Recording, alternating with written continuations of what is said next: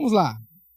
Estudo de quarta-feira, princípios bíblicos do aconselhamento. Nós estamos na aula 5, provavelmente na parte 4, onde nós vamos entrar. Nós estamos falando sobre o fundamento bíblico para mudança permanente. É possível mudar, né? Nós temos defendido isso. Já vimos alguns princípios. E hoje nós vamos tratar da questão como que nós podemos mudar, né? Nós já vimos que, deixa eu buscar aqui o slide certo aqui, acho que é no 21, para a gente já começar da onde paramos, né? Então nós falamos aí que é possível mudar biblicamente, vimos quatro princípios aí que apontam que você pode sim mudar biblicamente, e chegamos na última semana tratando de quem que pode mudar biblicamente, e aí nós paramos justamente aqui. E ainda respondendo aí, fazendo essa transição, né? Quem que pode então mudar biblicamente? Nós temos seguido a ideia de que a mudança permanente só é possível naqueles que já passaram pelo novo nascimento. Então, quem que pode mudar biblicamente, de fato, de verdade, são os crentes em Cristo Jesus.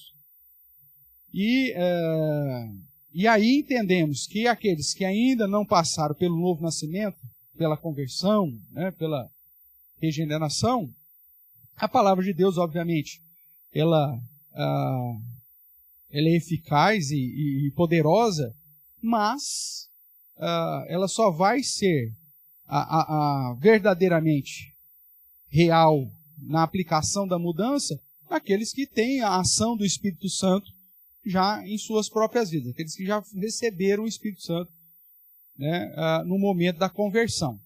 E aí nós tivemos, me permita aqui um parênteses, nós tivemos esse final de semana passada a nossa conferência de aconselhamento bíblico para apresentar uma outra escola, chamada Escola de Aconselhamento Redentivo.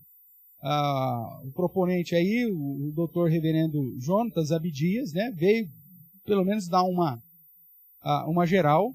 Na sexta-feira, para aqueles que acompanharam, né, ele falou a respeito da autoridade, da inspiração e da suficiência das Escrituras, que é o que nós estudamos exaustivamente até aqui, que é a base, né, da escola do aconselhamento bíblico, ou do aconselhamento noutético, aquele que muda a mente.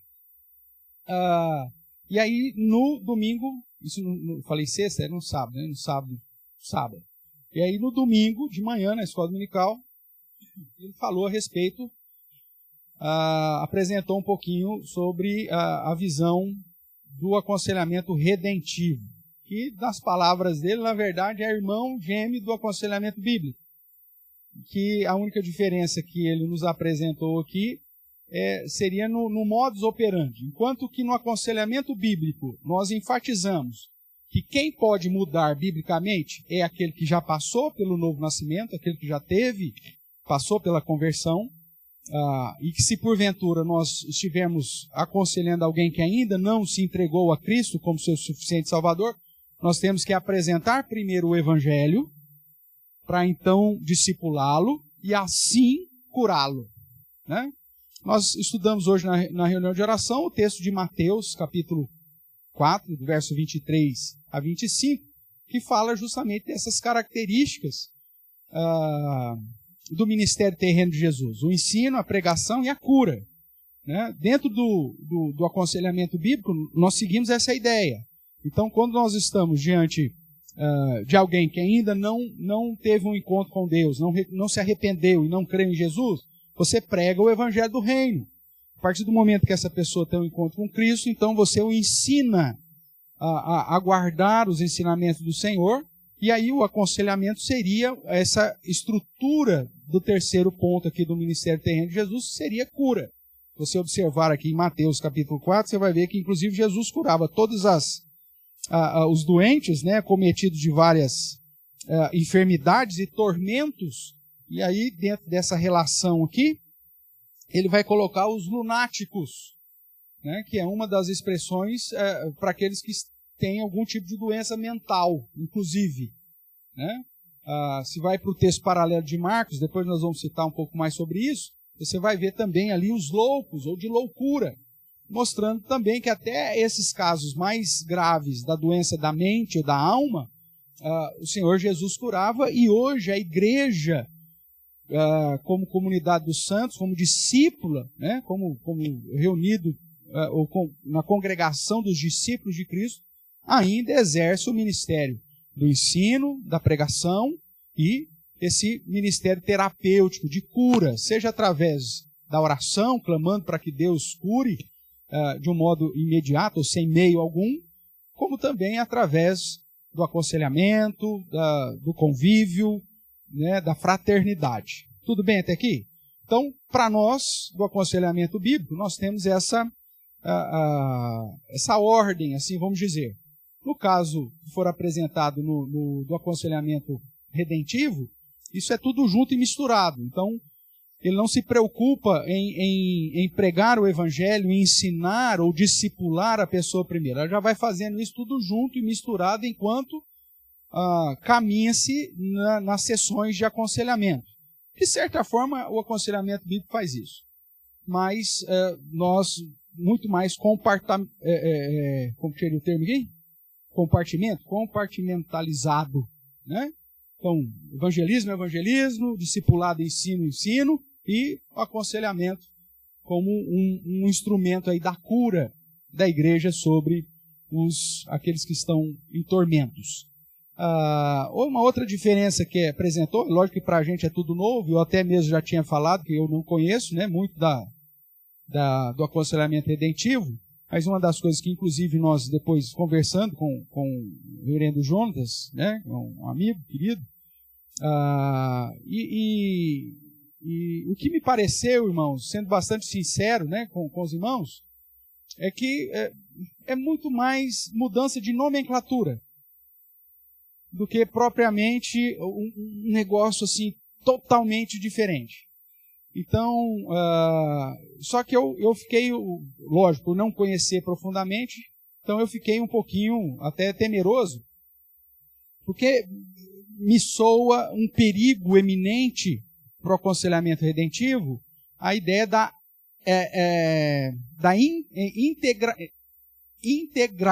integralização das ciências humanas. Então, um dos questionamentos que eu fiz para ele ficou depois de gravar lá, inclusive, para responder, é que dentro do aconselhamento redentivo, ele parte do pressuposto que não só as pessoas são redimidas, mas tudo é redimido. Você lembra disso, né? E aí, inclusive, vamos imaginar, então, a redenção da psicologia. O que seria a redenção da psicologia, dentro da perspectiva do aconselhamento redentivo? É que nós podemos usar alguns instrumentos da psicologia dentro do contexto do aconselhamento cristão, desde que nós vamos redimir, né, tais termos e tais práticas. Aí qual que é a minha preocupação? Quem que vai redimir? O conselheiro? E qual que é a necessidade ou o conhecimento básico que esse conselheiro tem que ter? Tanto da teologia, tanto da Bíblia, quanto da própria psicologia, para conseguir redimir alguma coisa dali. E aí, um dos questionamentos que eu fiz foi como que o aconselhamento redentivo trabalha com a ideia de personalidade, de temperamentos, e situações relacionadas a isso. Não. Nós temos outras nomenclaturas. E nós utilizamos outras nomenclaturas, mas partimos do pressuposto que, de fato, a própria Bíblia diz que as pessoas são diferentes. Só que nós usamos um padrão bíblico para dar nomes, ao invés de sanguíneo, ao invés de colérico, ao invés de fleumático e melancólico. Então, joga fora esses nomes e procuram nomes dentro de um contexto bíblico. E aí ele até me indicou a ideia de um paralelismo com o próprio ministério de Jesus. Como rei, sacerdote e profeta, então existem personalidades dominantes, né? Personalidades controladoras, e talvez para a gente fazer aqui alguma conexão com o colérico, né? E o sanguíneo, talvez, e uma personalidade integradora, né, que é pautado ali na perspectiva do sacerdote, e que estaria muito próximo da ideia do fleumático e do melancólico, que acaba não brigando com ninguém, porque não gosta de ter nenhuma situação de dificuldade e tal. Então, a minha crítica ignorante, que eu não conheço a fundo, é o perigo dessa linha tênue de você redimir uma ciência sem ter um conhecimento exaustivo da própria teologia e da ciência propriamente. Uma outra questão, e que até essa eu preciso falar mesmo, né, porque teve depois conversando com alguns irmãos, não sei se no tom de brincadeira ou se tornou um pressuposto, né, mas quando ele fala da redenção, usando o texto lá de Romanos, que toda a obra da criação anseia, né, pela redenção, eu acredito que a maneira que foi apresentada foi extremamente superficial. E ali, a ideia de Paulo não é falar que Jesus morreu pela alface, né? E nem pelo cachorrinho seu lá, pelo gatinho, seja lá o que for. Mesmo porque, quando você confere com Pedro, quando trata de aplicação da redenção definitiva, o próprio apóstolo Pedro, tão inspirado quanto Paulo, de um objetivo muito mais claro e específico, diz que quando Jesus voltar, tudo que nós conhecemos aqui está sendo reservado e guardado para a destruição. E que tudo vai virar pó. E segundo Apocalipse, que nós aguardamos não é a redenção da terra, como os testemunhos de Jeová creem. Mas o que nós cremos e esperamos é novo céu e nova terra. Então veja, é um tipo de assunto, irmãos, que é lógico que numa conferência, numa palestra, sem um aprofundamento e os anos de estudo, né, o cara assim, às vezes fala numa frase só, pode gerar mais confusão do que solução. Então, eu quero aproveitar aqui, você que está acompanhando a sequência, que esse é um assunto que exige um pouco mais de aprofundamento, não é tão simples você pegar um texto que, ao meu ver, está muito mais dentro de uma ideia de analogia, de demonstrar que toda a criação sofreu por causa do pecado de Adão, e que da mesma forma que nós anseamos, né, pela redenção definitiva, e essa é prometida para nós, toda a criação que foi alvo das consequências do pecado de Adão também anseia. Só que no caso delas, não serão redimidas plenamente naquilo que nós entendemos. Porque se for redenção na perspectiva de novo céu e nova terra, fazer novo o que já está velho, então a perspectiva de Paulo, quando diz que nós teremos um corpo glorificado, diferente de tudo aquilo que nós conhecemos, também perde um pouco do significado, do sentido. Então cuidado aí, principalmente com o seu pressuposto em relação à definição do termo redenção. Qualquer coisa a gente estuda um pouquinho mais, você vai ver que o pressuposto apresentado aqui talvez não é o mesmo que nós utilizamos a expressão redenção naquilo que cabe a nós, alvos da graça e da obra de Jesus Cristo, que não morreu redentivamente pelo pé de alface, e nem pelo lulu, e nem pelo peixinho dourado. Tudo bem? Então, cuidado, não vai seguindo um negócio que você só ouviu passar de relance assim, né? Você ouviu da janela do bonde, e que você não viu todo o contexto, porque que ele usou aquela expressão aqui. Léo?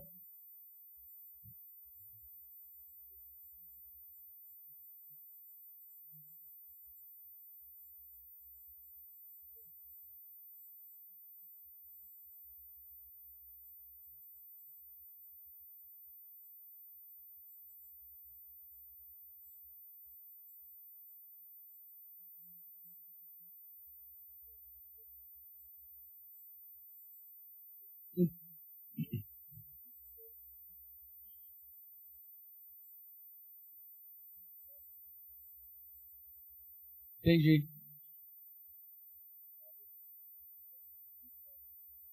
Não vai.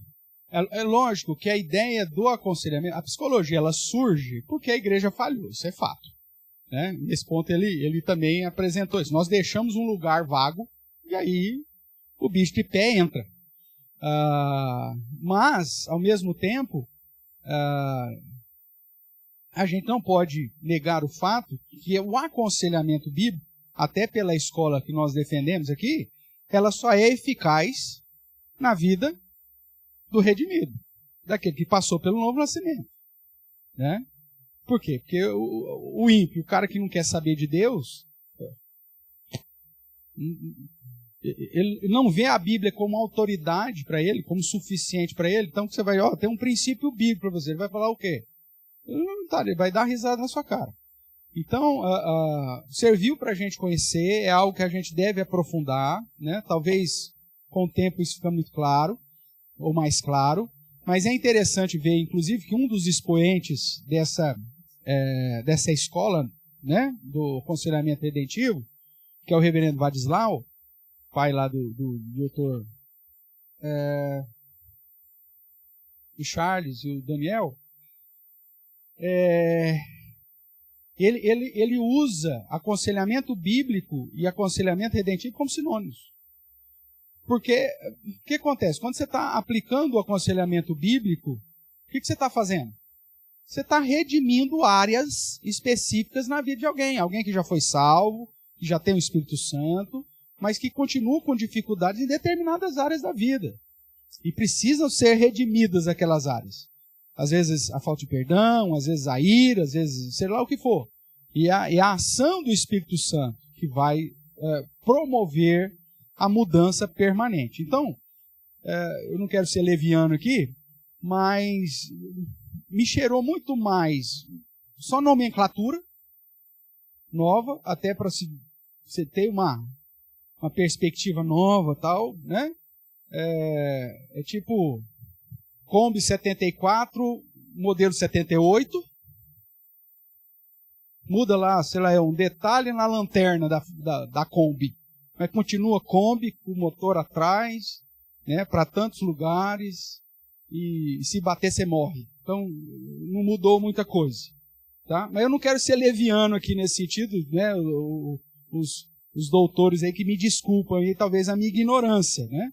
Mas desse primeiro contato, assim, eu não vi lá grandes diferenças, ao ponto de dizer, irmãos, nós vamos dar uma guinada na nossa sequência do curso de princípios bíblicos, do aconselhamento bíblico, para sair do aconselhamento bíblico e dar um upgrade aí para aconselhamento redentivo. Não, para mim, a gente continua nessa mesma entoada e seguindo aqui, e se porventura nos aprofundando mais para frente juntos, como grupo de conselheiros aí no futuro, né?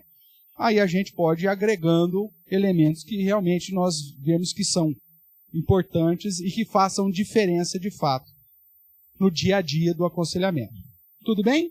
Então, só para tirar aí e principalmente quebrar aquela ideia falsa da redenção de qualquer forma e de tudo e de todos, então eu precisava trazer essa palavrinha. Mas então vamos lá, voltando aqui para a nossa questão, quem que pode mudar biblicamente? Dentro da visão do aconselhamento bíblico, aqueles que passaram pelo novo nascimento. Ótimo, mas como? Como, pastor? Essa foi a pergunta que nós deixamos em aberto aí. Então, como mudar biblicamente? Vamos lá. Como já dissemos, mudar é um processo. Logo, envolve tempo, planejamento, treinamento e acompanhamento. Isso em tudo, tá? Desde que você resolva lá mudar a sua dieta alimentar, ou mudar as suas práticas de exercício físico, seja lá o que for, vai exigir um processo com tempo, planejamento, treino, né? e acompanhamento. Nem que seja aquele acompanhamento que você faz toda vez que você vai na farmácia e sobe na balança para ver se você está engordando ou se você está emagrecendo. Tá? Mas tudo exige essa sequência aqui. Então, mas como mudar biblicamente? Como evoluir nesse processo da mudança? Para entender, então, a dinâmica bíblica da mudança, primeiro precisamos entender que todo problema começa igual. se desenvolve igual. E quando não tratado, termina igual. Qualquer problema, a ansiedade, a ingratidão, o pânico, a prática pecaminosa, seja lá qual for, que se torna um problema, começa igual, se desenvolve igual e termina igual, se não for tratada biblicamente. Então, isso é essencial, porque às vezes nós vamos relembrar aqui que apresenta o fato da origem do pecado.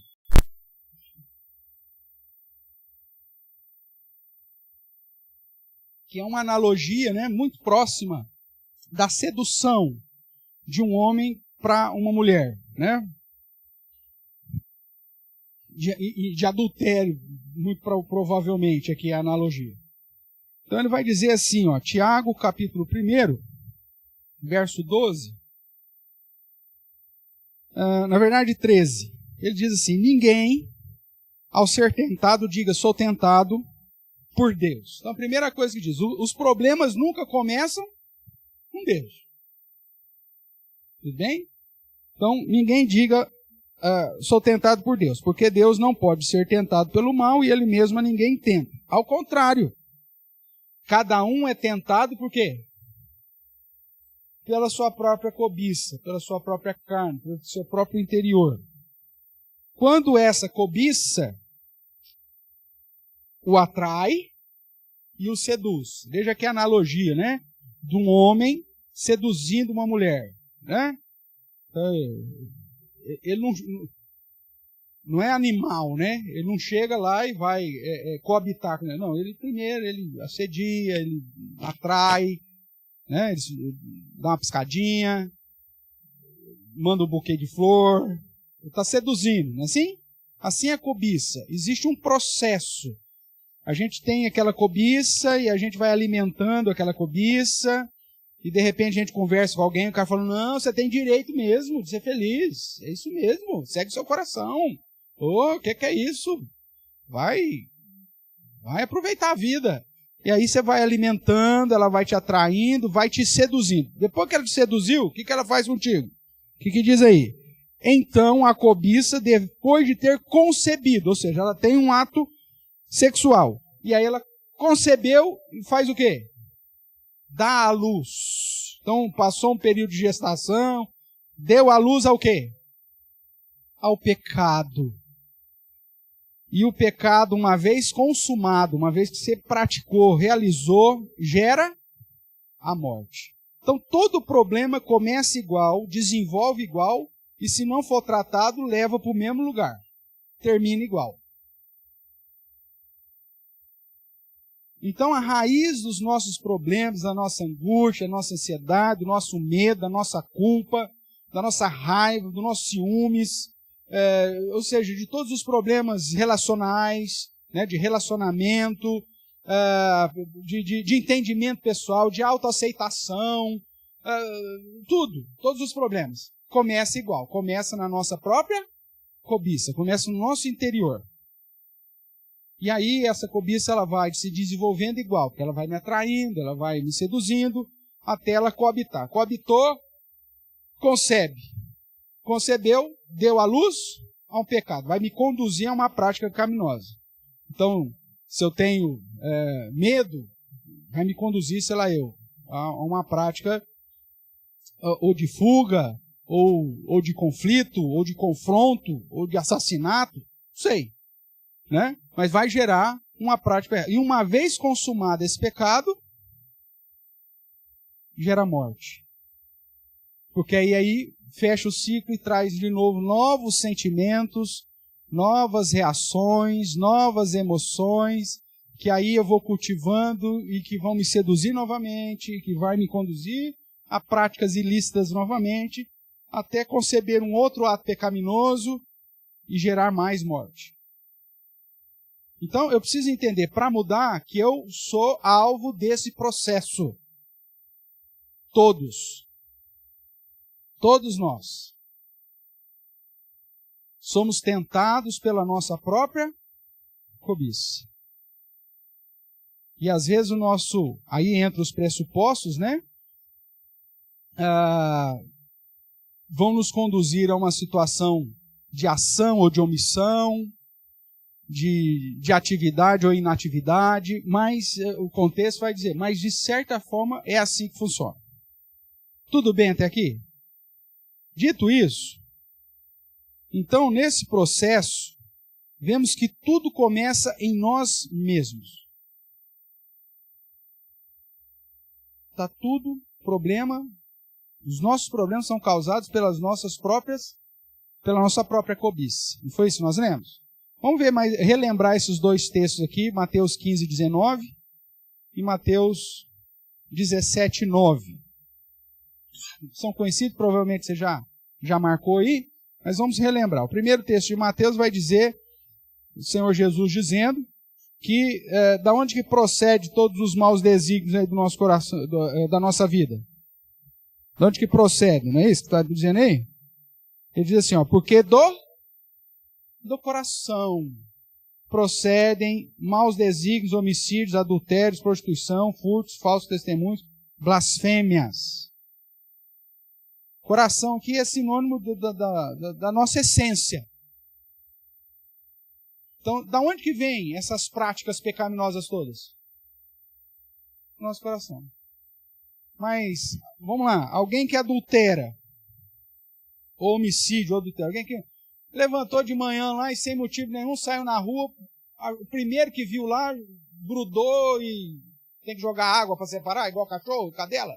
É assim que funciona o adultério? Não, existe um processo. O fulano me deu um bombom hoje, o fulano mandou uma mensagem de bom dia para mim no WhatsApp, mandou uma foto de feliz dia, perguntou como que eu estava. Meu marido, coitado, ele levantou, nem me viu a cara, mas o fulano me dá atenção. Olha, me trouxe uma bala de coco. Olha só como ele se preocupa comigo. Começa assim, começa com uma bala de coco, começa com uma flor roubada do jardim da empresa, começa com a gentileza de trazer um cafezinho. Aí aquele negócio vai ali atraindo, seduzindo, né? Aí passa o ano inteiro nessa lenga-lenga. Aí chega lá no churrasco de final de ano do setor, amigo secreto. E por destino, o seu amigo secreto é justamente ele. Aí depois desse amigo secreto, você teve um sinal. Isso é um sinal, porque você tirou ele de amigo secreto, é um sinal. Aí seu marido, coitado. Balinha de coco. Florzinha roubada dentro. Pede lá para cortar a grama lá da casa, lá tá um mato só. Aí você fala, meu Deus do céu. Aí o cara, num belo dia de chuva, ele te oferece uma. Tá vendo como você sabe? Você é pecador miserável. Aí ele te oferece uma carona. Aí você fala, não, eu vou na chuva mesmo. Então, não, se você for na chuva, eu vou na chuva contigo. Aí você fala, ai meu Deus, outro sinal. O Senhor mandou a chuva justamente agora. Aí foi. Aí você entra na Brasília amarela dele e tem lá uma bala Ice Kiss. Aí você fala, pronto, agora. Veja, um processo, irmãos. Você vai alimentando aquela desgraça.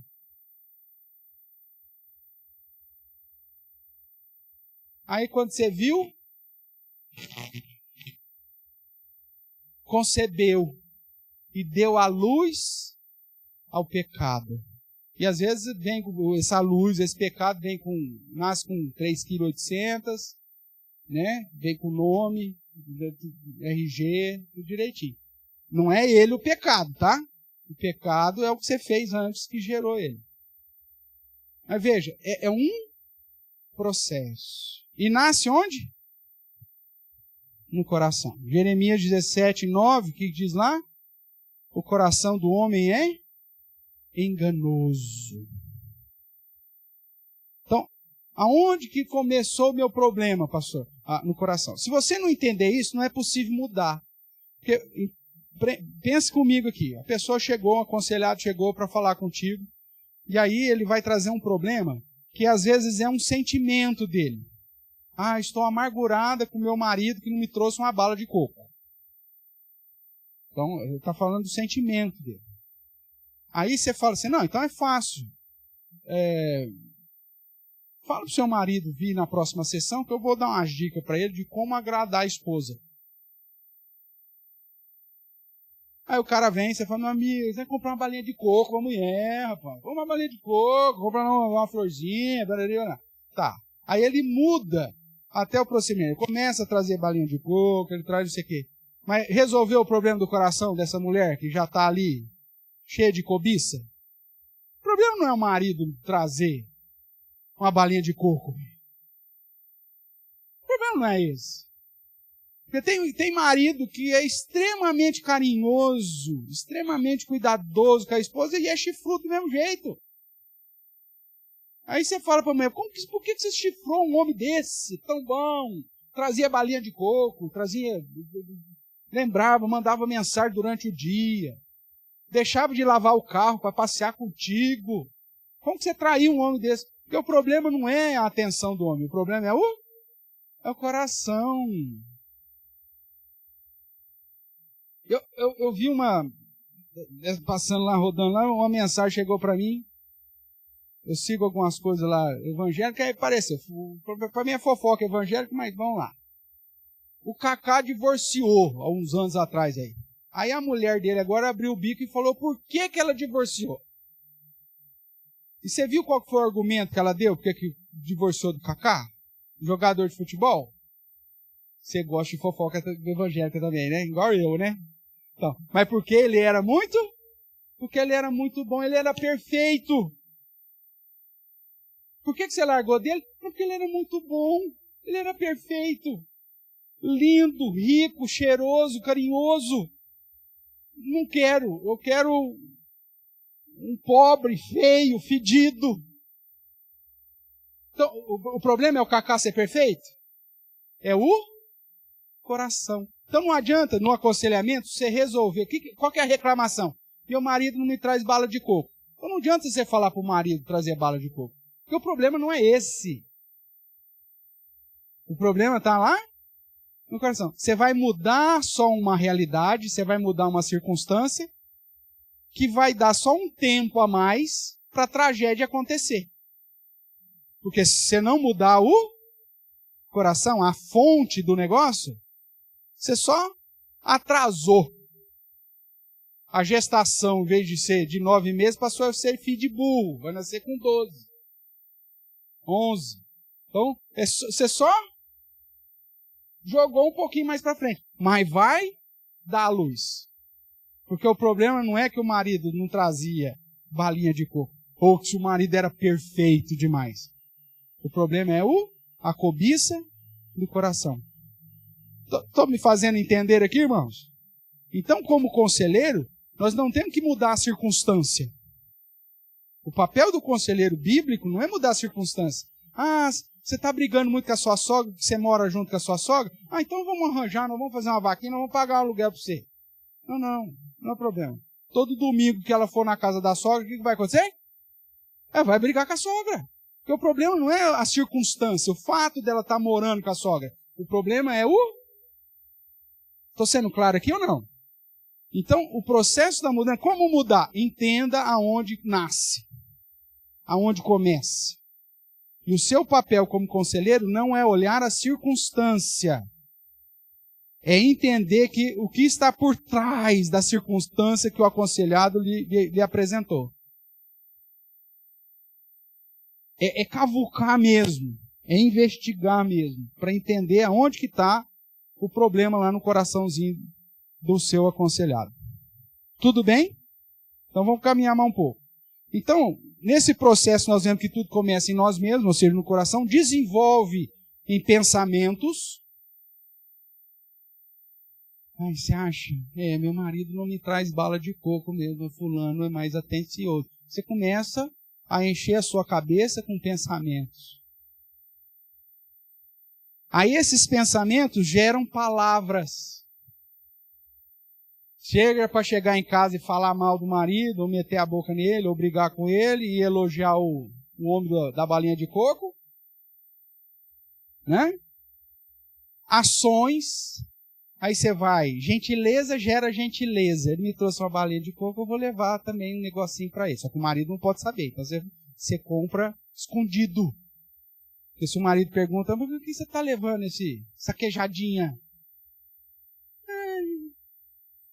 É lá para a empresa. Mas o quê? Você não gosta disso? E você descobriu que o homem lá da balinha de coco gosta de queijadinha mineira. Aí você vai dar um jeito de levar. Veja, aí tem ações, e aí dali a pouco isso gera o quê? Sentimento. Você vê o cara da cocada lá, da bolinha, da bala de coco, você dá até aquele friozinho na barriga. Aí na hora que você vê o marido, você fala, nossa, dá diarreia. Porque muda. Você produziu isso.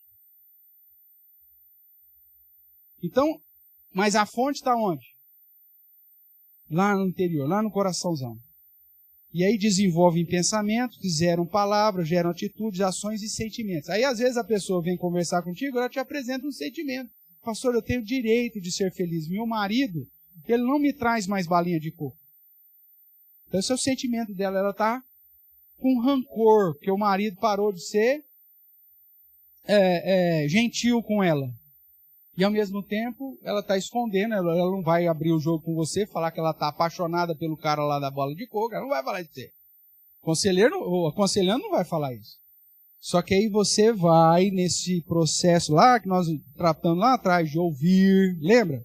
Primeira coisa que o conselheiro vai fazer, ouvir, investigar, perguntar, questionar. Você vai fazendo o caminho inverso do sentimento até aonde que está esse negócio. Difícil isso, pastor? É. Mas com o tempo, o próprio Espírito Santo de Deus, ele vai te conduzindo. A partir do momento que você sabe que o problema é lá no fundo, então você não vai se dar por satisfeito só com uma circunstância apresentada. Você vai querer saber da onde que isso está vindo. E o papel do conselheiro é fazer isso, porque só quando você descobrir da onde está vindo, é que você consegue auxiliar essa pessoa a mudar biblicamente. Tudo bem? No processo, irmãos, da mudança, o foco então está no pecado do coração. Por isso, o novo nascimento é o início. Ezequiel, capítulo 36, um texto já conhecido, que fala que é Deus quem vai aspergir água sobre nós, nos lavar, nos purificar da nossa iniquidade, trocar o nosso coração. Lembra desse texto? Então, quem que faz isso? Quem que faz esse transplante? É Deus. Por isso, a mudança só é possível nesse coração que foi transformado. Porque o coração natural, ele é a fonte dos maus desígnios.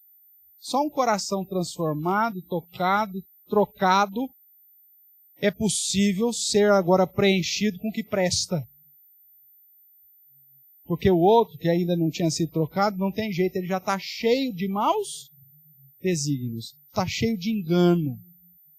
Então não tem jeito, tem que ser trocado. Então no processo só é possível, isso dentro da visão do aconselhamento bíblico, daquele que passa pelo novo nascimento. Pastor, mas os ímpios vêm, aconselham, o senhor faz aconselhamento? Faço. Mas o que acontece? A gente ora para Deus ter misericórdia e graça, porque na maioria das vezes, o que a gente consegue mudar são as circunstâncias. Tirar da casa da sogra que briga muito, fazer o marido voltar da balinha de coco, mas isso aí é só para amenizar. Vai resolver, vai trazer mudança permanente? Não. Porque só é possível ter mudança permanente aquele que teve coração trocado. Aquele que já passou pelo novo nascimento. Aquele que já se entregou para Jesus como seu Senhor e como seu Salvador. Tudo bem? Ótimo. Olhando uns outros textos aqui, nós vemos aí alguns textos interessantes para fortalecer essa nossa tese. Vamos lá para João, capítulo 3, verso 3 a 7. que fala aí desse nascimento vindo da parte de Deus, né? Dessa ação monergista de Deus em produzir a nossa transformação. Então diz assim, respondeu Jesus, né? Em verdade te digo que se alguém não nascer de novo, não pode ver o reino de Deus. Perguntou-lhe Nicodemos, como pode um homem nascer sendo velho? Pode porventura voltar ao ventre materno e nascer segunda vez? Jesus respondeu, em verdade te digo que quem não nascer da água, e aqui água no sentido de purificação, não nascer da água e do Espírito, não pode entrar no reino de Deus. E aí Jesus vai dizer, o que é nascido da carne, quando você nasceu a primeira vez lá da sua mãe, quem é nascido da carne é carne. Pô, acabou. O que é nascido do Espírito, é um outro nascimento, é diferente. Não te admires de eu te dizer, importa-vos nascer de novo? E aí eu vou continuar um pouquinho mais aqui, que ele diz, o vento, que no hebraico é a mesma palavra para espírito, muito provavelmente aqui, porque foi escrito em grego, se perdeu esse jogo de palavras, né? O vento, ou no hebraico é ruar, que é tanto vento quanto espírito. Muito provavelmente aqui, os tradutores ficaram mais presos na etimologia usada na palavra grega do que o contexto do hebraísmo, o contexto da cultura. Se tivesse considerado provavelmente o contexto de cultura, alguém teria proposto aqui que ao invés de traduzir por vento, traduzisse por espírito, que é o que faz sentido, nascer do espírito. Então a ideia o vento sopra para onde quer, ouves a sua voz, mas não sabe de onde vem, nem para onde vai. Assim é todo que é nascido do Espírito. Então é um jogo de palavras que tem um peso muito maior quando é dito em hebraico do que no contexto grego aqui. Então lhe perguntou Nicodemos, como pode suceder isso? Acudiu Jesus. Tu és mestre em Israel e não compreendes estas coisas? Então, veja, a ideia é nascer do Espírito. Se você voltar um pouquinho aqui em João, no capítulo 1, vai ficar mais claro de você entender o que ele quis dizer aí em relação a nascer de novo. Aí o verso 12 diz assim, João capítulo 1, verso 12, mas a todos quanto receberam, falando de receber Jesus, né? Deu-lhes o poder de serem feitos o quê? Filhos de Deus, nasceram de Deus. Essa é a ideia. Tanto é que lá em 1 João, o próprio evangelista João vai falar desse negócio de nascer de Deus, nascer de Deus, nascer de Deus toda hora. Então, mas a todos quanto receberam, deu-lhes o poder de serem feitos filhos de Deus. A ideia é nascer de Deus. A saber os que creem no seu nome, os quais não nasceram do sangue. Não é porque você é descendente de judeu, você crê em Jesus e foi feito filho de Deus. Os quais não nasceram da vontade da carne. Porque eu quero. Não. E nem da vontade do homem, porque alguém quis que eu fosse convertido. Mas da vontade de quem? De Deus. Então, reforçando aqui o processo, irmãos, a mudança é possível na vida daqueles que nasceram de Deus. E aqueles que nasceram de novo, não por sua própria vontade, mas sim como fruto da ação do próprio Deus, da vontade de Deus.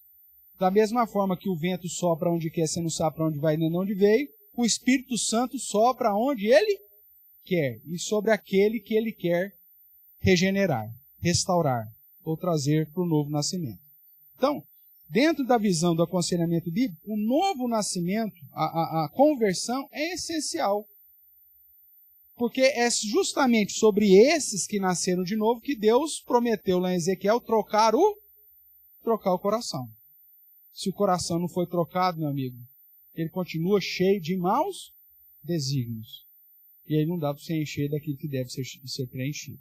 Então, a primeira coisa que você tem que fazer para experimentar a mudança, reconhecer Jesus como seu Senhor e Salvador.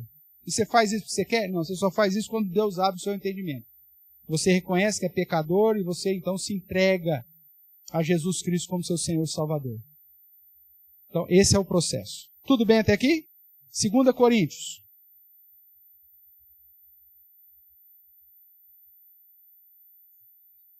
2 Coríntios capítulo 5, verso 17. Assim, se alguém está em Cristo, é o quê? Nova criatura. As coisas antigas já passaram, eis que se fizeram novas. Vamos lá, vamos pensar nessa lógica. Então, se alguém que não está em Cristo, continua sendo uma velha criatura. As coisas antigas continuam valendo, não passaram.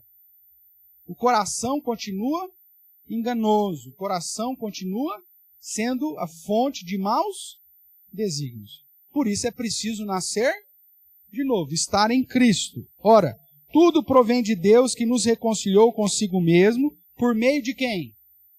De Cristo, e nos deu o ministério da reconciliação, a saber que Deus estava em Cristo, reconciliando consigo o mundo, não imputando os homens as suas transgressões, e nos confiou a palavra de reconciliação. De sorte que somos embaixadores em nome de Cristo, como se Deus exortasse por nosso intermédio. Em nome de Cristo, pois, rogamos que vos reconcilieis com Deus. Aquele que não conheceu o pecado, ele o fez pecado por nós, para que nele fôssemos feitos justiça de Deus. Ou seja, é só em Cristo que a gente vai experimentar essa nova realidade. E aí é possível mudar biblicamente. Tito, capítulo 3.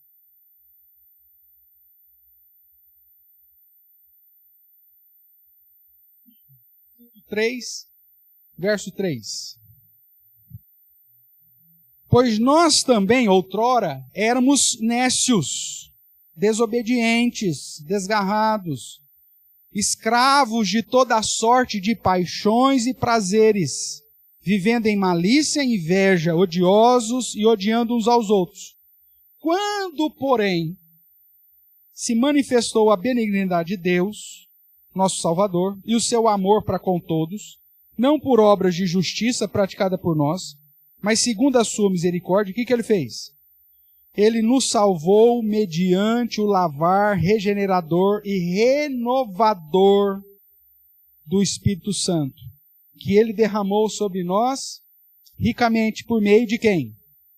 Jesus Cristo, nosso Salvador, a fim de que, justificados por graça, nos tornemos seus herdeiros segundo a esperança da vida eterna.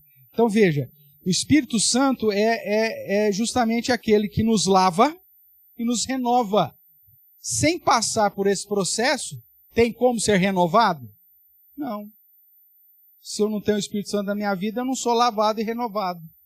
Então o processo da mudança bíblica fica impossibilitado para aquele que ainda não alcançou a graça do Senhor, ou não foi alcançado pela graça do Senhor, trazendo a redenção. Só estou reforçando, mas está ficando claro, irmãos? Tranquilo? E o último texto aí, 1 de João. Tem outros tantos, né, textos que nós poderíamos citar aqui. Mas vamos lá, 1 de João 5. Você vai marcando esses textos todos aí, porque sempre ajuda. 1 João 5, verso 4, diz assim: porque todo que é nascido de Deus vence o mundo. E essa é a vitória que vence o mundo, a nossa fé. Quem é que vence o mundo? Senão aquele que crê ser Jesus, o Filho de Deus? Então veja, o nascido de Deus é que tem aí o privilégio de vencer, de mudar perpetuamente, de vencer a inclinação do pecado e do próprio mundo. Tudo bem? Tá. Então, uma vez que recebemos um novo coração, agora nós precisamos enchê-lo da verdade. E aí é o que diz o Salmo 119, 11. O que diz o Salmo 119, 11?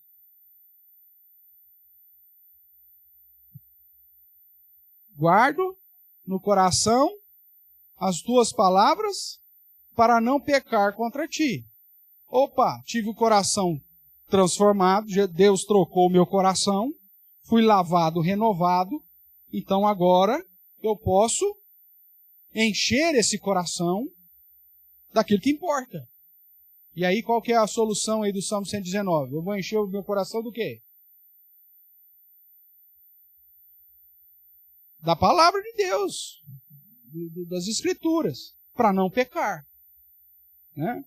ou seja, da verdade. Lá em João 17:17, a tua palavra, santifica-os na tua palavra. A tua palavra é a verdade. Então é disso que eu vou encher. Veja que a primeira ação, o transplante do coração lá, é uma ação monergista, é Deus que faz. Não é você que troca o seu próprio coração. Não é você que se lava, que se renova.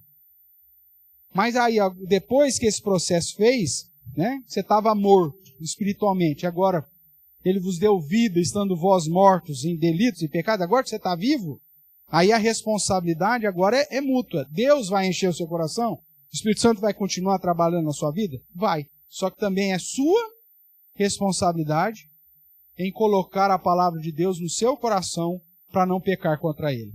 Aí a responsabilidade é sua. Por isso a exigência de você mudar. Ok? Então, como mudar biblicamente, pastor? Eu vou citar aqui uma frase retirada aqui desse livro, né, que na verdade é um curso editado aqui pela BCF e que é dado pela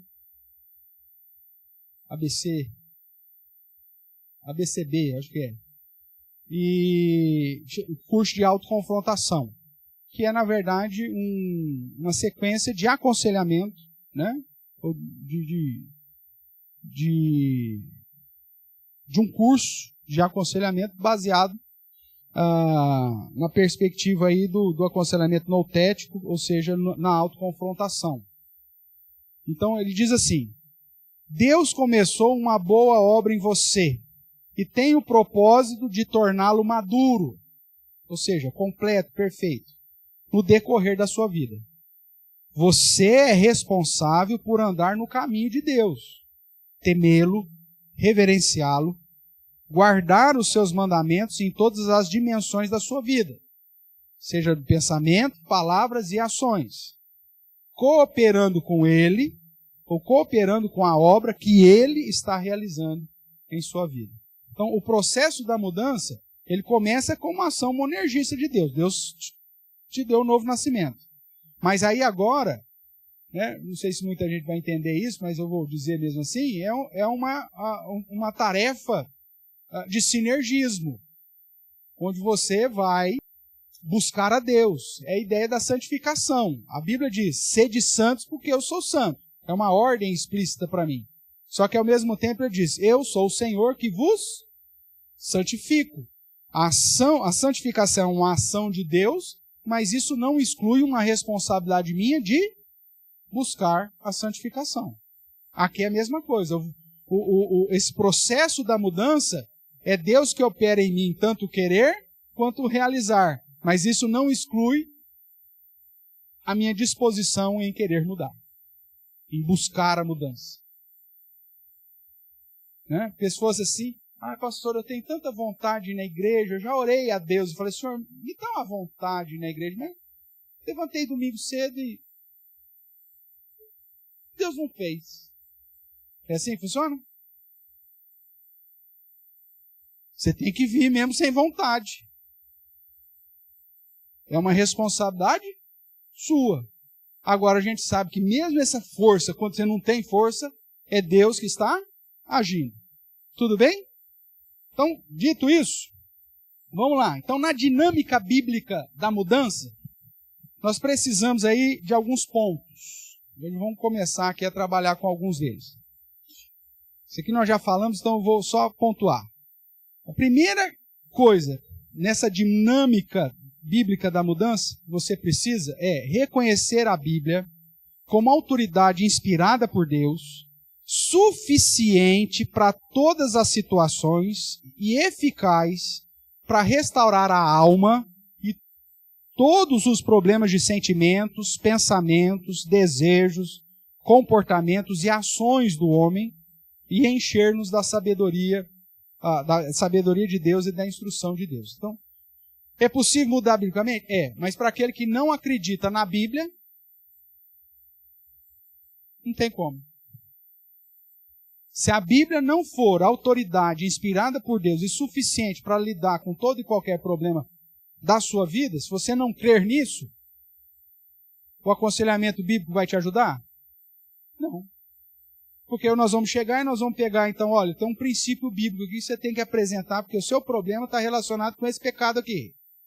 Então, a visão bíblica para aqueles que estão nesse pecado aqui é fazer tal coisa.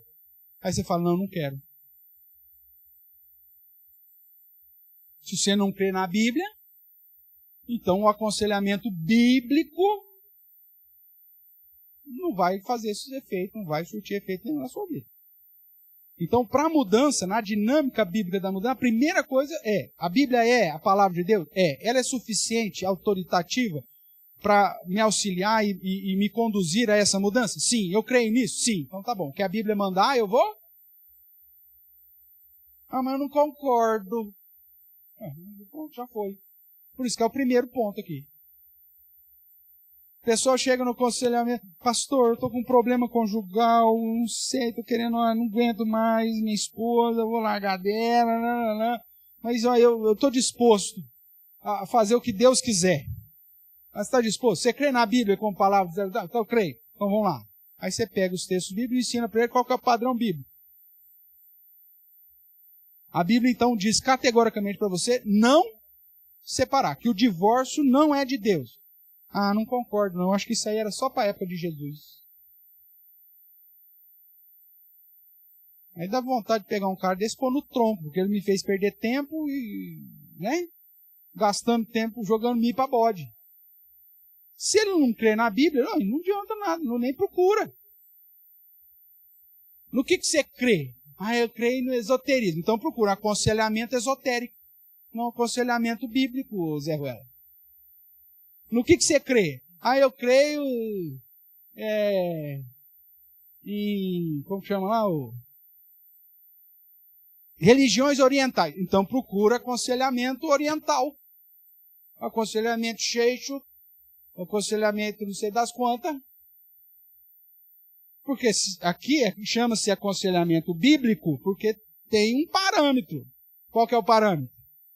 A Bíblia. Agora, se você não crê nela como palavra de Deus, você vai me desculpar, meu amigo, mas tem uma fila para aconselhar e você está fazendo perder o tempo. Você não quer a Bíblia, não adianta. Então, vamos lá, ó, vários textos, né? Já não vamos ler porque você já conhece todos eles. 2 Timóteo 3,16. Toda a palavra de Deus é útil, né? Inspirada e útil para o ensino, correção, administração, educação na justiça, a fim de que todo homem seja perfeito, perfeitamente habilitado para toda boa obra. Salmo 19, em especial verso 7, né? A palavra de Deus restaura a alma. Né? Você vai pegar lá todo o Salmo. Hebreus 4,12. A palavra de Deus é viva, eficaz, mais cortante do que espada de 2 gumes, ao ponto de dividir o que não dá para dividir. Então ela vai lá no mais profundo do seu ser. Salmo 1, verso 1 e 2. Bem-aventurado aquele que medita na palavra de dia e de noite. Josué 1,8. Olha, atente, estuda a tua palavra, para não se desviar nem para a direita nem para a esquerda, ficar firme na palavra do Senhor. Salmo 119, de 11. Guardo no coração a tua palavra para não pecar contra ti. Depois vai até o verso 15, lá no verso 16, verso 15 vai dizer, meditarei nos teus preceitos, terei prazer. Essa é a ideia. Então, se a Bíblia não for autoridade inspirada por Deus e suficiente para tratar todo e qualquer assunto, então não dá para você experimentar a mudança que ela propõe. Se você esbarrou nesse primeiro ponto aqui, não tem como eu te ajudar. E isso serve até para evangelização, irmãos. Se você está na evangelização, você pega uma pessoa qualquer e a pessoa não crê na Bíblia como palavra de Deus, o que você vai fazer? Toda a argumentação do evangelho do reino está baseada na Bíblia. Se a pessoa não crê na Bíblia, se ela não tem... Não, o que a Bíblia fala para mim não é nada. Então eu não tenho o que falar. Porque a minha base está lá. É sola escritura. Nós temos na Bíblia a fonte de regra, fé e prática. Não tem outra. Não existe outro meio. Então, para mudança, você tem que acreditar na Bíblia. Tudo bem? Segundo ponto. Estou passando bem rápido isso porque você já sabe disso. Segundo ponto. segundo ponto na dinâmica bíblica da mudança. Nós precisamos temer a Deus e nos esforçar para obedecer os seus mandamentos explícitos, suas normas, as suas demarcações, ou seja, os seus preceitos, seus limites, os seus direcionamentos, as suas indicações, os seus parâmetros e os seus fundamentos, ou seja, a sua visão, os pressupostos revelados nas Sagradas Escrituras. Fazendo aqui um paralelo com a palestra, né, do Dr. Reverendo Jonas, acho que no sábado, que ele falou sobre a suficiência das Escrituras, ele apresentou aqui a utilidade da Bíblia no aconselhamento. Você lembra quais foram os 4 pontos que ele colocou? Vamos ver lá. Fala a colinha aí, ô Júlia. Guia, cerca, limite, cerca, bússola e farol. Não é isso? É basicamente isso aqui que a gente sempre tratou desde o começo aqui do nosso estudo. O que ele chama de guia, nós chamamos aqui de normas. São os mandamentos explícitos. O que ele chama de cerca, nós chamamos de preceitos ou demarcações. O que ele chama de bússola, nós chamamos de indicação. Parâmetro. A bússola faz isso. E o que ele chama de farol, nós chamamos de fundamentos. O que ele chama de pressuposto, nós chamamos aqui de fundamento. É a mesma base. É só nomenclatura e didática, né? Porque eu acredito que a didática do guia, da cerca, da bússola e do farol fica muito mais fácil você gravar.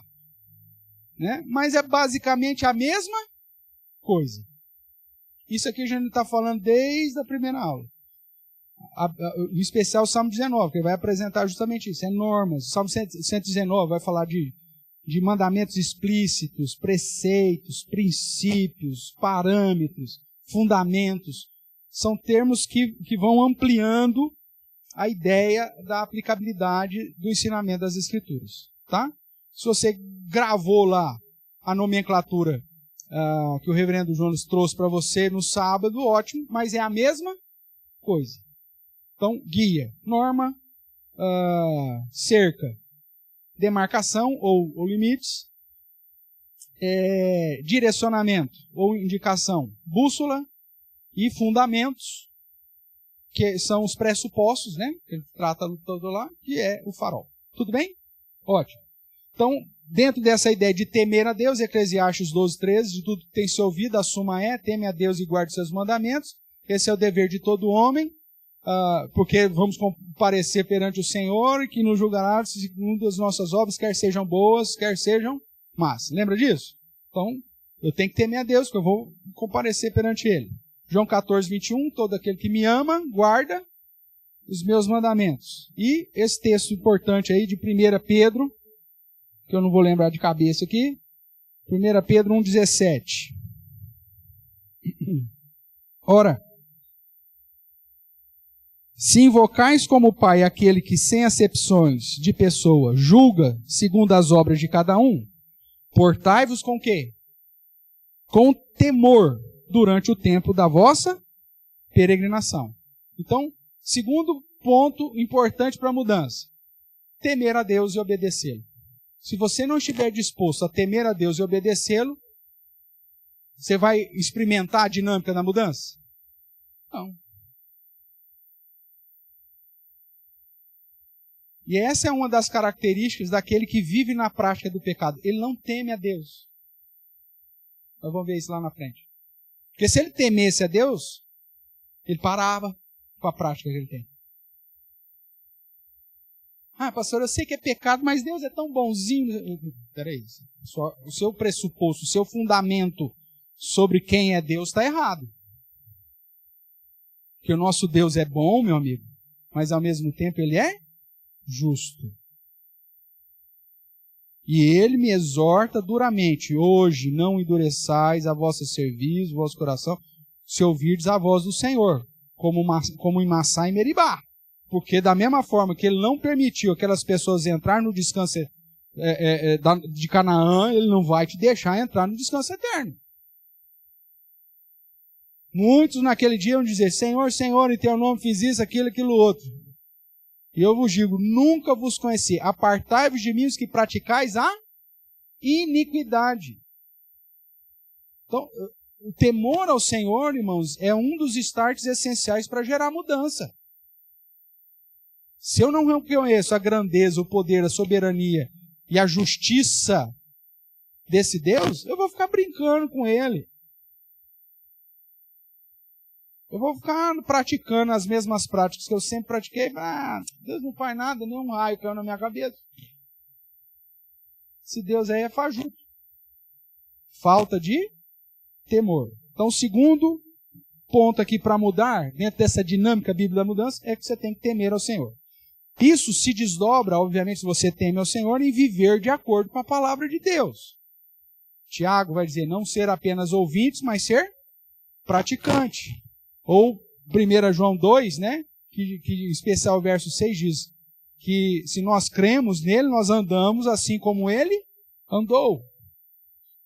Mateus 7,24, vamos dar uma olhadinha aqui, que é o sermão ainda da montanha, onde Jesus vai dizer assim, os dois fundamentos, todo aquele, pois, que ouve as minhas palavras e as pratica, será comparado a um homem prudente que edificou a casa sobre a rocha. Então, se eu temo ao Senhor, um desdobramento natural disso vai ser o quê? Viver de acordo com a palavra de Deus, amando a Deus e amando os outros. E aí você tem Mateus 22, falando do amor a Deus e amor ao próximo, João 15, 1 João 4. Então, veja, parando para mudar. Ai, pastor, eu creio na Bíblia, eu temo a Deus. Tá, então ame o seu próximo. Não, não amo. Perdoe. Não perdoo. Não, peraí. Então que amor é esse que você tem para Deus? Se você não está disposto a perdoar, se você não está disposto a mudar, a viver de acordo com o que Ele... Não, olha, eu creio na Bíblia, eu temo a Deus, mas eu sou assim e vou continuar assim. Essa é uma situação que não dá para mudar. Bom, então você não entendeu nada, meu amigo. Você é um grande mentiroso, segundo o padrão de 1 João. Porque é aquele que diz que conhece a Deus, a quem não vê, e não consegue amar o irmão a quem vê, o que esse cara é? Mentiroso, miserável. Não entendeu nada. Então veja, segundo ponto aqui da dinâmica da mudança. Temer a Deus, mas isso deve se desdobrar em viver de acordo com a palavra dele. Tudo bem? Terceiro, na dinâmica bíblica da mudança, além desses dois pontos iniciais, nós precisamos, 3, entender o processo do problema. Aquilo que nós já mencionamos lá atrás, em Tiago, a origem do pecado. Então, usando aqui o material da autoconfrontação, é dito assim, o problema tem início no coração. Coração enganoso, está cheio de maus desígnios. E aí eu faço questão de apresentar aqui o texto paralelo aí de Mateus 15, que é Marcos 7.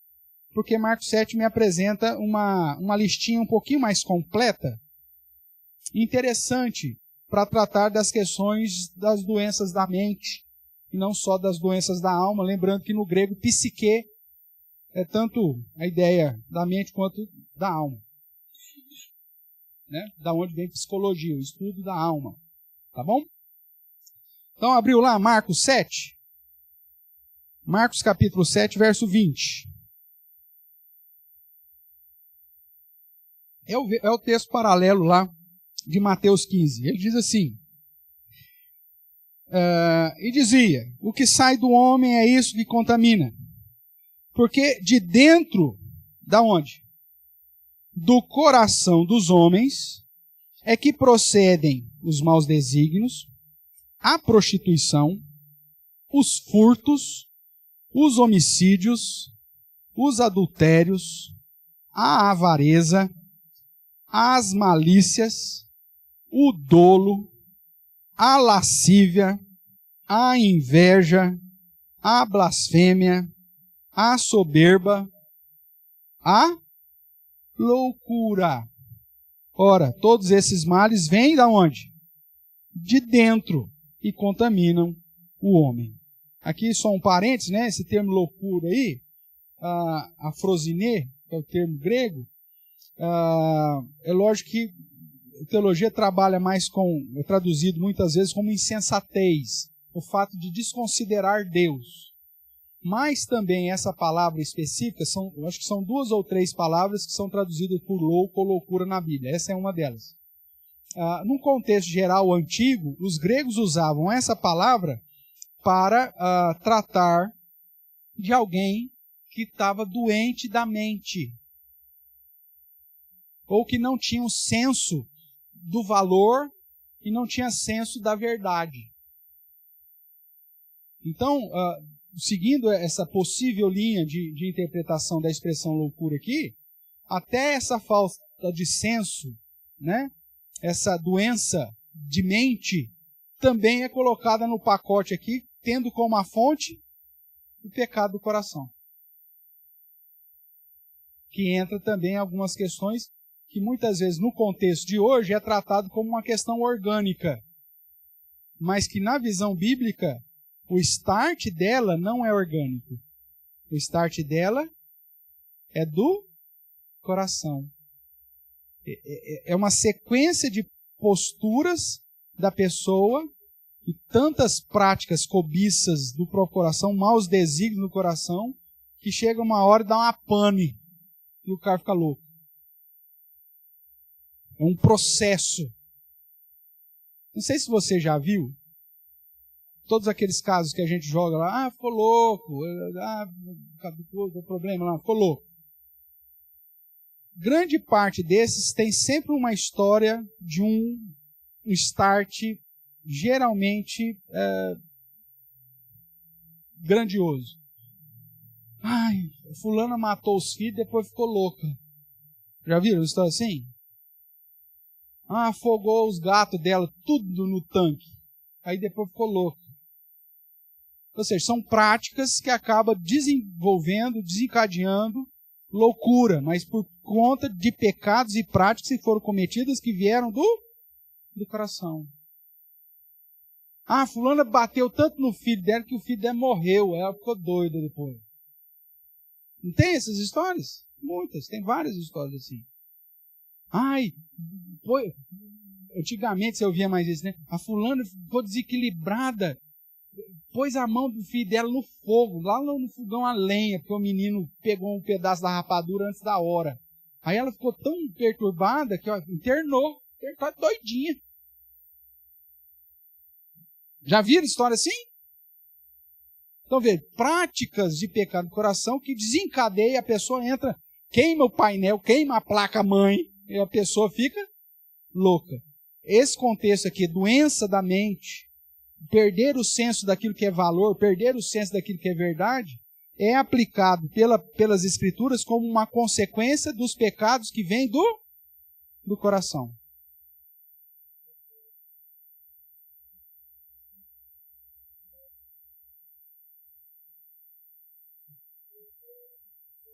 Perdeu todo o dinheiro e ficou louco.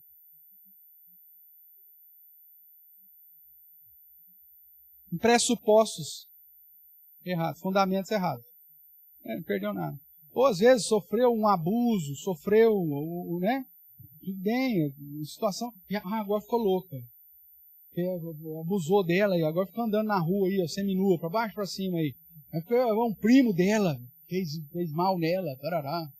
E o pai mandou ela para fora de casa. Aí uma coisa vai puxando outra. Aí entra nas drogas, aí entra não sei o quê, aí dá um remédio a mais para não sei o quê. Aí a pessoa vira o caneco de vez. Mas tudo começou, segundo a Bíblia, dentro do coração. Olha só que situação. Por isso, irmãos, vou já dar uma pincelada. Falar de Deus, evangelizar, é a maior bênção que você pode fazer para alguém. Se ela vai se converter ou não, é o problema dela e Deus depois. Mas a maior bênção que você pode fazer não é dar aquela receitinha de simpatia que a sua avó te ensinou. E lá não presta para nada. Tem crente que até hoje está preso nesses fundamentos aí. Mas tem olha, eu tenho uma simpatia. Olha, eu sei que eu sou crente, não creio muito nisso, mas dava certo. Isso não ajuda ninguém. O que ajuda é você pregar o Evangelho. Você quer libertar as pessoas do pecado da ação de Satanás? Prega o Evangelho. Essa é a solução bíblica. Tudo bem? Então vamos caminhar aqui mais. Então Marcos 7 aponta para isso, eu quis chamar a sua atenção. Se você comparar com Mateus 4, você vai ver lá que Jesus curava os lunáticos, que entra dentro do grupo de loucura. Mateus 17, dá uma olhadinha lá para mim. Mateus 17, 14 a 21. Jovem possesso, né? Diz assim: E quando chegaram para junto da multidão, aproximou-se dele um homem que se ajoelhou e disse: Senhor, compadece do meu filho, porque é o quê? Lunático, louco, foi dado para a lua, né? Lunático, e sofre muito, pois muitas vezes cai no fogo, muitas vezes na água. Apresentei-o aos teus discípulos, mas eles não puderam curá-lo. Jesus clamou: geração incrédula e perversa, até quando estarei convosco? Até quando vos sofrerei? Trazei-me aqui o menino. E Jesus repreendeu o quê? O demônio. E este saiu do menino, e desde aquela hora ficou o menino curado.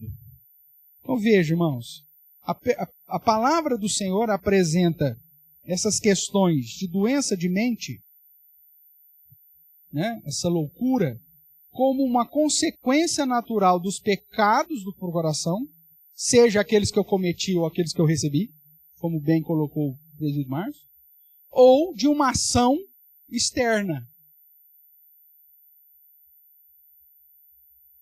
De quem? De Satanás.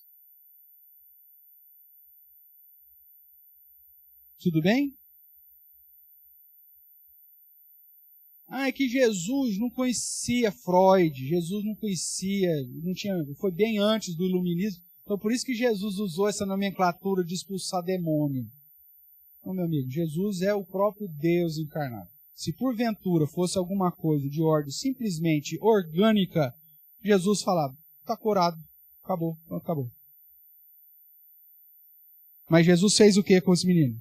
Repreendeu o quê? O demônio. E esse ficou curado.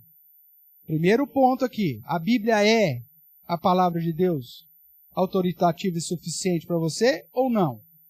Então, se é assim que a Bíblia apresenta o problema dessas situações aqui. Ou uma situação natural, uma consequência dos pecados do coração, ou uma ação de Satanás.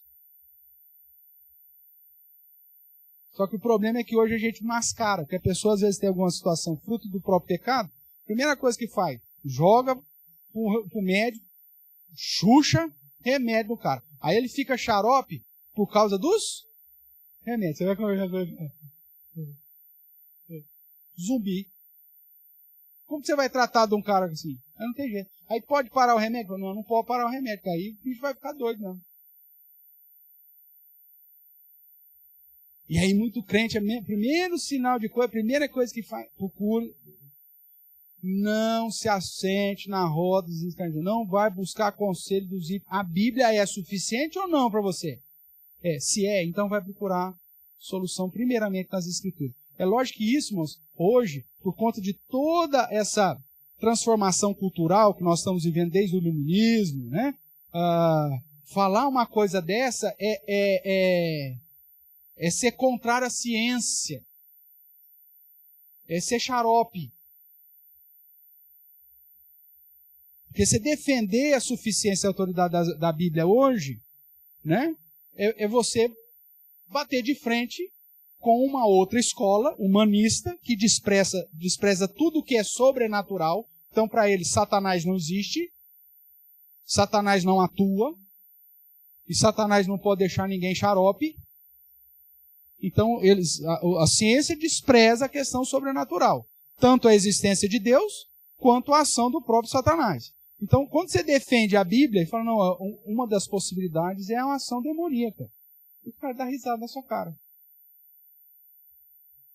Negacionista, vai chamar você de negacionista, vai chamar você de, né, tal.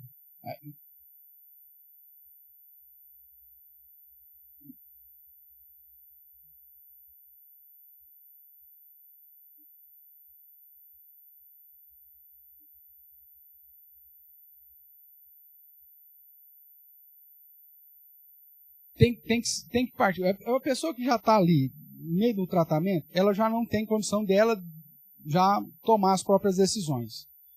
Então, no caso, tem alguém responsável por ela. E aí o ideal é que haja um consenso entre família, médico e paciente para que toda aquela dosagem que está sendo colocada sobre essa pessoa, que deixa ela sem usar as próprias faculdades, seja diminuída ao ponto de você começar a trabalhar. Conheça o histórico dessa pessoa, a família, converse com a família. Desde quando que ela começou com isso? Desde quando a irmãzinha dele morreu.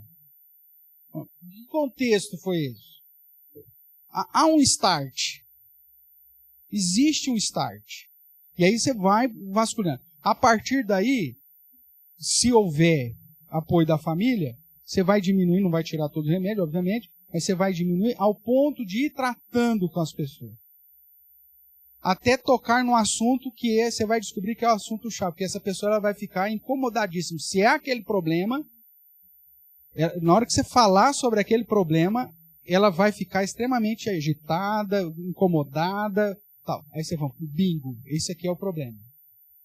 Então eu preciso trabalhar com isso dentro de uma visão bíblica. Vai te dar um trabalho miserável? Vai. Mas existe um mecanismo de você, mesmo essa pessoa, porque existe um senso ali. Ela não nasceu daquele jeito, ela se tornou. E às vezes a medicação, inclusive, está reforçando isso. Ficou porque entrou nas drogas e não sei o que. Eliminou isso, tirou isso. E aí é um trabalho diário, até um momento que Deus vai agir. Exemplo bíblico, Nabucodonosor. Ficou doido por causa do pecado dele. Que pecado que foi o pecado de Nabucodonosor? Autoexaltação. Olha, eu sou como um Deus. Olha tudo que eu construí. Aí Deus vem, toca nele, fica louco, vai comer grama por um tempo. Não foi assim que aconteceu?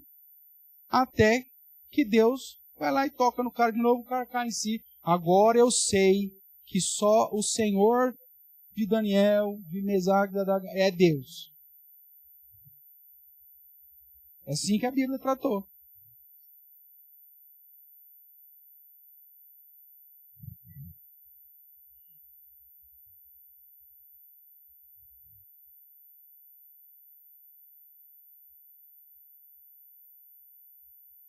Você tem duas possibilidades. Ou foi consequência do pecado dela, dentro do coração, ela está louca por causa disso, ou uma ação externa. No caso aqui, Jesus expulsou o demônio. Então, você vai tratar com essas duas vias. Agora, se constatar, não, é um problema orgânico, pastor. O cara bateu, ele sofreu um acidente, bateu a cabeça, e aí, então, ele perdeu as faculdades. Bom, aí é um problema orgânico. Aí não tem jeito. Então, para melhorar a qualidade de vida dele, vai ter que dar um remédio lá para o cara ficar mais calmo o resto da vida, porque agora ele ficou louco. Mas por uma situação orgânica. Ou deu um remédio, deu um choque, não sei do que, o cara ficou xarope. Tá, então aí você tem um start orgânico. Nós não estamos tratando da questão orgânica, nós estamos tratando daquilo que não orgânico. Onde você consegue identificar que houve algum fato, seja ele pecaminoso ou espiritual, que fez o cara ficar daquela situação que ele está. O caso de Nabucodonosor é outro exemplo, o caso desse menino aqui é outro exemplo. Então aí qual que é a solução? Se é possessão, orar, e aqui Jesus fala, só com oração e jejum. Né? Então vamos orar, tal. E se for o caso, conduzir a pessoa a compreender, no caso, ou pedir perdão, ou se perdoar, ou entender o processo da soberania de Deus, que aquela situação que ele viveu, que ele não conseguiu salvar, ou que ele experimentou, que tudo isso está dentro da soberania de Deus, que ele tem que viver para a glória de Deus, apesar daquilo que ele viveu. Apesar da grande tragédia que ele experimentou. Então é um processo. Mas o caminho bíblico é esse. Não é dopando o cara e deixando agora, decretando o resto da vida dele, o cara ficar dopado. Dependente do tratamento, porque a própria psiquiatria não tem solução. Por que o cara dá um remédio e deixa o cara lá babando lá? É o que tem pra gente fazer. Porque se ele disser, ele vai ficar nervoso, não sei o quê, e às vezes a própria situação do cara em tomar remédio faz com que ele fique mais agressivo. Aí quando diminui um pouquinho, o cara fica doido para sair daquela situação. Aí o que vão? O que fazem? Xuxa mais remédio no cara. Se a situação não for orgânica, a Bíblia tem outra solução. Agora, se é orgânica, um acidente, opa, é diferente. Tá? Aí você tem que tratar com uma especialidade médica específica e voltada para aquela área que cada paciente vai demonstrar.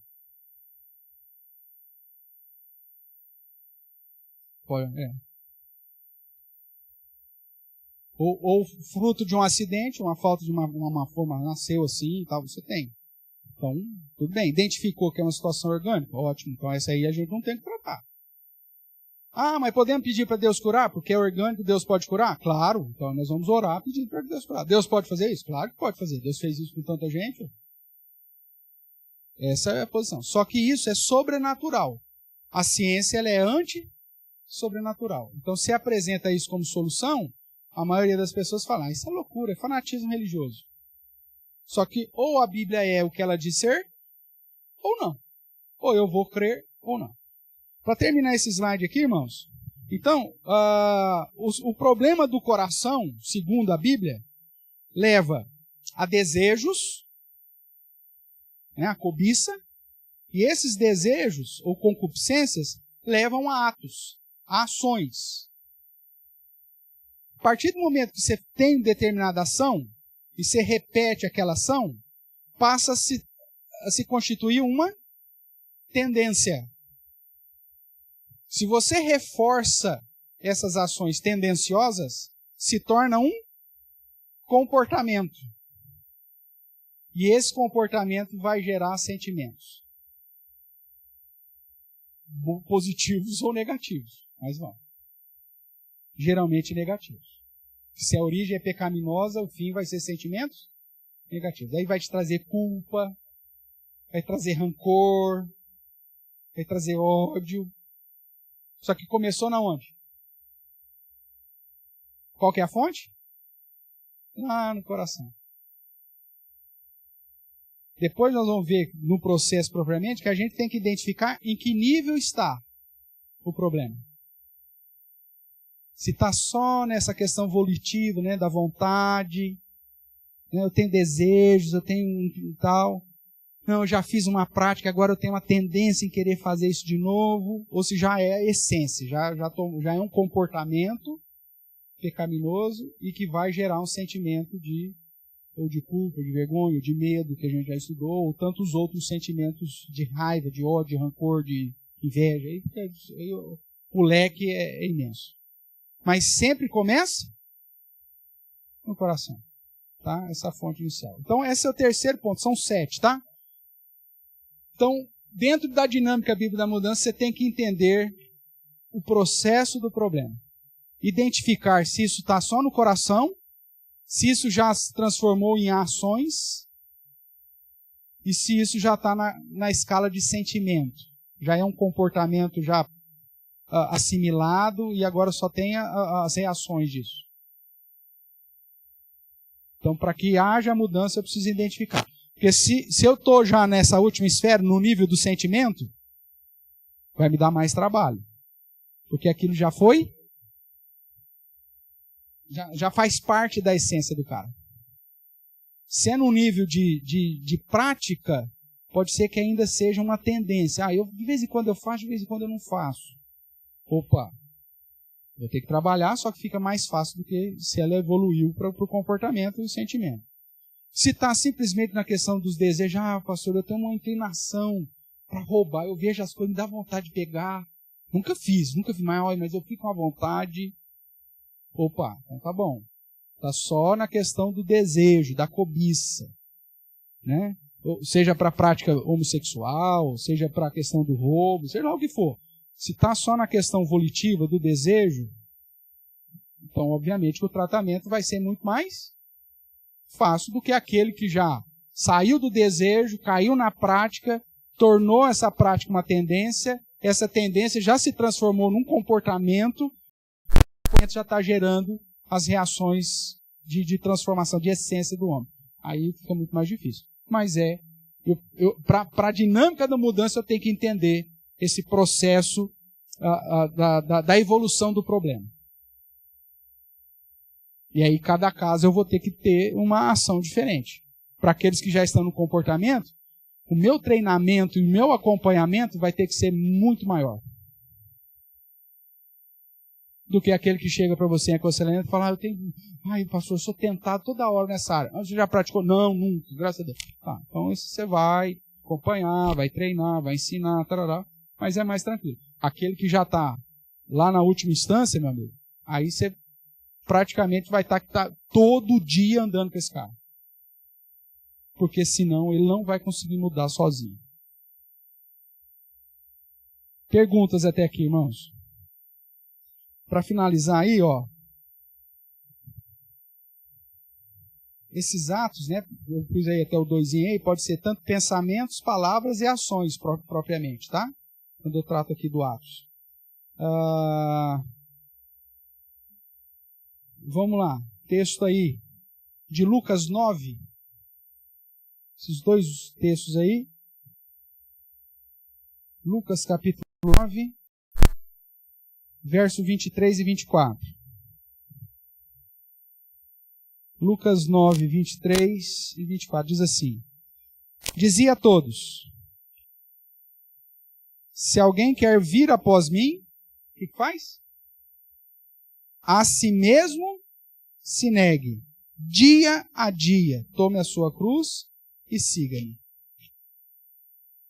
E lá Romanos 1, 18 a 32, já não precisa ler, mas diz lá que Deus se revela claramente, mas os homens se rebelaram contra Deus.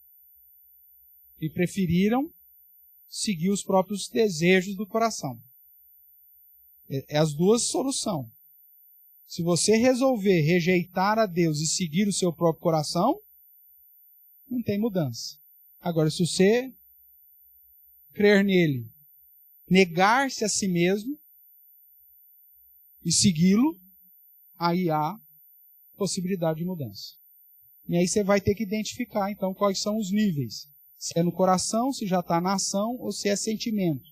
Esses sentimentos aqui, então, abre uma série de possibilidades aí, que inclusive, só para não deixar aqui passar, abra lá em Salmo 38.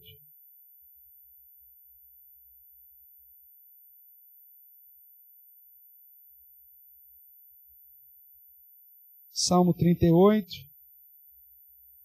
Depois você vai ler do 1 em diante, mas de um modo mais específico aí.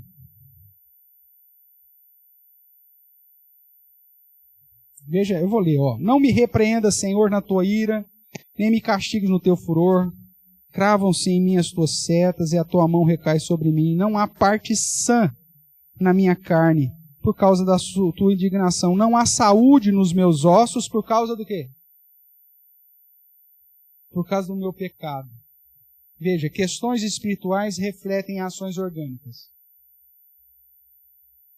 Você tem uma série de exemplos. Vamos pegar. Eu resolvi ir no carnaval e dormir com todas. É uma prática pecaminosa. Aí depois eu vou lá e descubro que estou com sífilis, que estou com HIV. É consequência do meu pecado. Tudo bem? O que mais? Pois já se elevam acima da minha cabeça as minhas iniquidades. Como fardos pesados excedem as minhas forças. Tornam-se infectas e purulentas as minhas chagas por causa da minha loucura. No caso aqui da insensatez, de desprezar a Deus. Sinto-me encurvado, sobremodo abatido, ando de luto o dia todo. Ardem-me os lombos e não há parte sã na minha carne. Estou aflito e muito quebrantado. gemidos por efeito do desassossego do meu coração. Veja, resultados do sentimento daqueles que deram a luz ao pecado.